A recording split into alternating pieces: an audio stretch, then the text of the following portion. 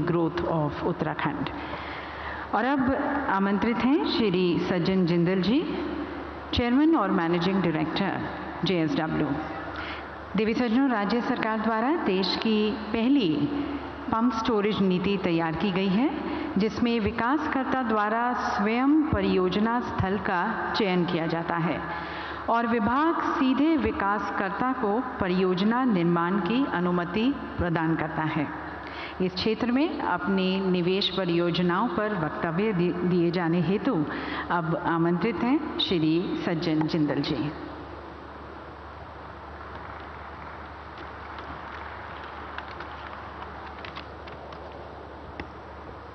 माननीय प्रधानमंत्री श्री नरेंद्र मोदी जी, देवभूमि उत्तराखंड के राज्यपाल और चीफ मिनिस्टर श्री पुष्कर धामी जी एवं सभी अधिकारीगण, ऑल एक्सीलेंसीज फ्रॉम डिफरेंट कंट्रीज, यहाँ आए उद्योग जगत के मेरे साथी भाइयों और बहनों, हमारे प्रधानमंत्री जी श्री नरेंद्र मोदी जी, जिन्हें हम एक युग पुरुष मानते हैं, उन्हें उत्तराखंड से विशेष प्रेम है, क्योंकि उन्होंने अपने जीवन के बहुत बहुमूल्य दिन बल्कि वर्ष यहाँ व्यक्तिगत रूप से यहाँ व्यतीत किए हैं। मैं यह बात केदारनाथ और बद्रीनाथ प्रोजेक्ट्स में अपने व्यक्तिगत अनुभवों के कारण कह रहा हूँ।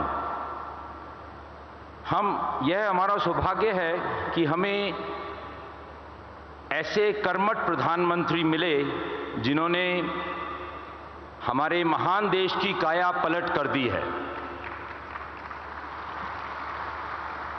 2014 में जब प्रधानमंत्री जी ने कार्यभार संभाला था, तब भारत की जो GDP थी वो मात्र $2 ट्रिलियन की थी, जिसे प्राप्त करने में हमारे देश को 65-67 वर्ष लगे थे। आज केवल 10 साल से भी कम कार्यकाल संभालने के बाद भारत की GDP 4 ट्रिलियन से भी ज़्यादा तेजी से ऊपर जा रही है। मतलब कि 2 गुना GDP केवल 10 साल में हुई, जो हम लोगों ने 65-67 साल में हासिल की थी। और हम बहुत तेजी से दुनिया की तीसरी सबसे बड़ी अर्थव्यवस्था बनते जा रहे हैं। यह सब केवल प्रधानमंत्री जी के नेतृत्व का कमाल है कि हम इतनी तेजी से बढ़ पा रहे हैं। जैसे हम उद्योगपति अपने उद्योगों को आगे बढ़ाते हैं, पुश करते हैं, उसी तरह माननीय प्रधानमंत्री जी अपने नेतृत्व में हमारे देश को आगे बढ़ा रहे हैं। इतनी बड़ी आबादी वाले देश को आगे बढ़ाना कोई साधारण कार्य नहीं है, और यह केवल नरेंद्र मोदी जी ही कर सकते हैं और करते आ रहे हैं। यह हम सब के लिए एक प्रेरणा का स्रोत है।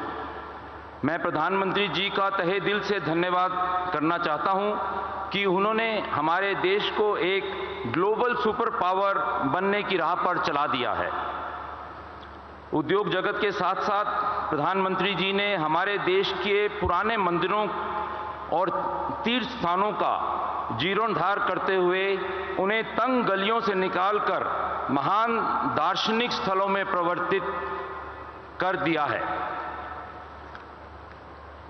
आने वाले समय में हमारी नई पीढ़ी ये याद करेगी कि किसी समय एक प्रधानमंत्री नरेंद्र मोदी जी थे, जिन्होंने पूरे देश का कार्यकल्प किया था और जिनका लक्ष्य हमारे महान राष्ट्र को एक विकसित राष्ट्र में बदलने का था। आज देवभूमि उत्तराखंड में मुझे यह घोषणा करते हुए भी बहुत खुशी हो रही है कि JSW एनर्जी ने हाल ही में नई दिल्ली में हुए ग्लोबल इन्वेस्टर समिट के रोड शो के दौरान उत्तराखंड के मुख्यमंत्री पुष्कर सिंह धामी जी के मौजूदगी में उत्तराखंड सरकार के साथ एक MOU पर हस्ताक्षर दिया है।